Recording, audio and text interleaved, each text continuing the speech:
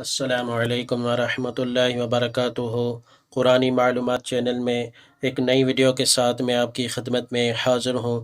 آج میں آپ کو ایک دعا بتاؤں گا جو الحمدللہ رمضان المبارک میں ہر تراویح نماز میں 4 رکعت پڑھنے کے بعد پڑھی جاتی ہے۔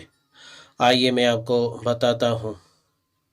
سبحان ذی الملک والملکوت، سبحان ذی العزت والعظمت والہیبت والقدرت والکبریاء والجبروت، سبحان الملك الحي الذي لا ينام ولا يموت، سبوح قدوس ربنا ورب الملائكة والروح، اللهم أجرنا من النار یا مجیر یا مجیر یا مجیر برحمتک یا ارحم الراحمین۔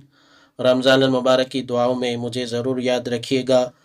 اس دعا میں جو عام طور پر غلطی کی جاتی ہے وہ سبحان ذی العزت والعظمت بعض لوگ پڑھتے ہیں، یہ صحیح نہیں بلکہ سبحان ذی العزت والعظمت ہے، اسے صحیح پڑھنا ہے اور عربی صحیح پڑھنی ہے۔ جب لفظ غلط پڑھا جائے تو اس کی معنی تبدیل ہو جاتی ہے، اس لیے اسے ٹھیک پڑھنا ہے۔ یہ ویڈیو آپ کو کیسی لگی اس کے بارے میں نیچے کمنٹ ضرور کیجئے۔ میری اس ویڈیو کو اپنے دوستوں کے ساتھ شیئر کیجئے۔ چینل پر نئے ہیں تو چینل سبسکرائب کریں۔